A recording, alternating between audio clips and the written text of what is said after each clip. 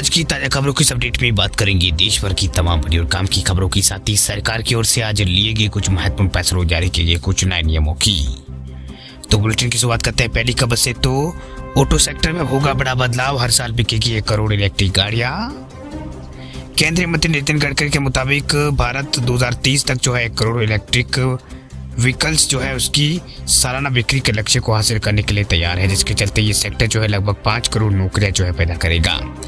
इसके अलावा उन्होंने सरकार के वाहन पोर्टल का हवाला देते हुए यहाँ पर बताया कि मौजूदा समय में भारत में जो है 34,54,000 ईवी के रजिस्ट्रेशन का जिक्र भी उन्होंने यहाँ पर किया।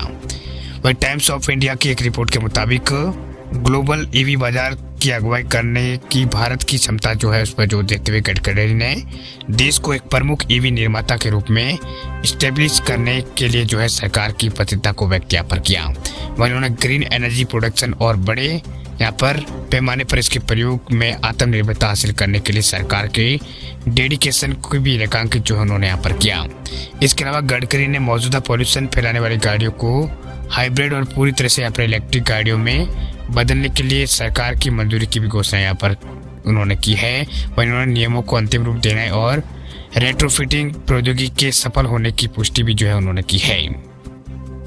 वहीं गाड़ियों के आंकड़ों के मुताबिक नवंबर 2023 में पूरे भारत में इलेक्ट्रिक गाड़ियों की बिक्री जो है 1,52,000 यूनिट्स तक पहुंच गई है। वैसे इसने नवंबर 2022 के बिके 1,21,598 यूनिट्स के मुकाबले साल दर जो है 26% की शानदार वृद्धि जो हासिल की है। बात हम करते हैं अगली खबर की। तो महंगाई घटाने के लिए सरकार का बड़ा फैसला, खाद्य तेल इंपोर्ट टैक्स छूट व्यवस्था 2 साल के लिए बढ़ाई।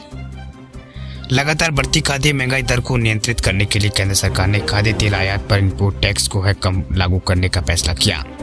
वह सरकार के ताजा आदेश के अनुसार खाद्य तेल को लिए जो कम आयात व्यवस्था जो है वो मार्च 2024 तक लागू रहेगी। वही भारत दुनिया का दूसरा सबसे बड़ा उपभोक्ता और नंबर 1 वनस्पति तेल आयात तक है।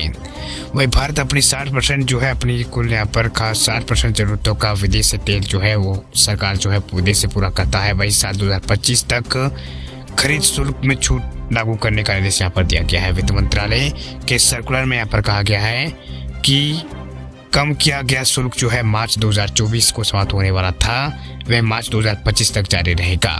वह सरकारी आदेश में यहाँ पर सरकार जो आदेश जो है उसमें यहाँ पर आदेश है उसके अनुसार मुद्रास्फीति पर अंकुश लगाने यानी मुद्रास्फीति जो है उसके ऊपर अंकुश लगाने के उद्देश्य से जो है केंद्र सरकार खाद्य तेल और रिफाइंड सोयाबीन और रिफाइंड सनफ्लावर ऑयल पर कम आयात शुल्क व्यवस्था को जो है 25 मार्च तक जो है उसे बढ़ा दिया गया है।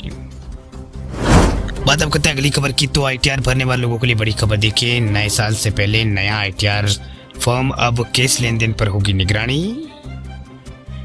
नए साल में आपको जो है झटका लग सकता है। दरअसल सरकार आपके कैश लेन देन पर भी जो है निगरानी रखने का मन जो है बना रही है। हाल में आयकर विभाग ने जो है नया ITR फॉर्म रिलीज जो है वो यहाँ पर किया है। इसमें आपको अपने जो कैश लेन देन है उसकी डिटेल जो है आपको देना पड़ेगी। इतना ही नहीं, देश भर में मौजूदा सभी बैंक अकाउंट की डिटेल जो है अब आपको देनी होगी। साथ ही ये जानकारी इस फॉर्म में जो है उस फॉर्म में यहाँ पर भरना जो है अनिवार्य होगा। वही केंद्रीय प्रत्यक्ष कर बोर्ड जो है CBDT उसके आकलन वर्ष 2024-25 के लिए जो है नया ITR फॉर्म जो है वो जारी कर दिया है। वही पिछले साल ITR जो नया फॉर्म जो है फरवरी में नोटिफाई हुए थे, इस बार जो है दिसंबर में ही आ गए हैं। वही इनकम टैक्स की भाषा का आकलन वर्ष जो है यहाँ पर 2024-25 के लिए जो जारी फॉर्म का मतलब होता है कि आप वित्त वर्ष 2023-24 में की गई अपनी कमाई की डिटेल जो है इसमें यहाँ पर भरें। वही सरकार जो है देश में लगातार कैश लेन देन को है जो है डिस्करेज जो है करने का काम कर रही है। इसलिए सरकार एक दिन में 2 लाख रुपए तक के कैश लेने की लिमिट तय पे यहाँ पर की गई है। वही देश भर में डिजिटल लेन देन को बढ़ावा देने का काम यहाँ पर अभी जारी है। अब ITR फॉर्म में इसका प्रावधान जो है कर दिया गया है। आपको चालू वित्त वर्ष में लेन देन में यहाँ पर शामिल बैंक अकाउंट की जानकारी जो है आपको देनी होगी। साथ ही उनको बैंक अकाउंट के टाइप की जानकारी भी जो है वो देनी होगी। बात अब करते हैं अगली खबर की। तो कोविड को लेकर देश में जारी हुआ है अलर्ट। केरल में कोरोना के कारण एक और मौत, 4 दिन में 7 लोगों ने गंवाई है जान। देश भर में 24 घंटों में 757 नए कोरोना के केस आए हैं सामने। केरल में कल जो है एक और मौत जो है कोरोना के कारण हो गई। राज्य में पिछले 4 दिनों के दौरान ये 7वीं मौत है।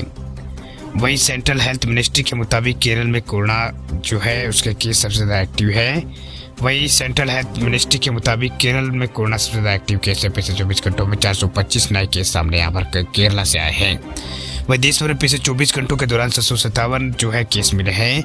वही एक्टिव केसेस की संख्या में 3742 हो गई है। 24 घंटों में 33 लोग कोरोना से रिकवर हुए हैं। केरल में जो है 296 लोग ठीक भी हुए हैं। वही केरल के बाद कर्नाटक में कोरोना का सबसे ज्यादा देखा गया। यहाँ पर पिछले 24 घंटों में 104 नए केस सामने आए। वही 8 लोगों की यहाँ पर मौत हुई है। एक्टिव केसेस की संख्या कर्नाटक में 271 यहाँ पर हो गई है। इधर अमृतसर में जो है लंदन से आई एक और यहाँ पर 60 साल की महिला जो है कोरोना संक्रमित जो है वो पाई गई है। वह राजस्थान पिछले 24 घंटों में एक नया मामला है। गुजरात में 11 मामले जो है यहाँ पर फिलहाल नए केस आए हैं। अभी 10 एक्टिव है, एक जो है रिकवरी हो चुकी है। वही छत्तीसगढ़ में 3 नए कोरोना केस है। एमपी में एक नया कोरोना का मामला पिछले 24 घंटों में आया है।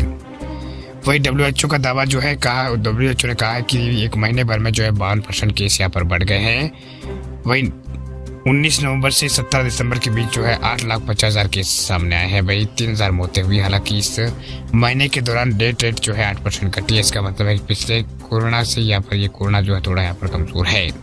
वही पिछले कोरोना से यहाँ पर 8% ज्यादा लोगों ने दम तोड़ा था।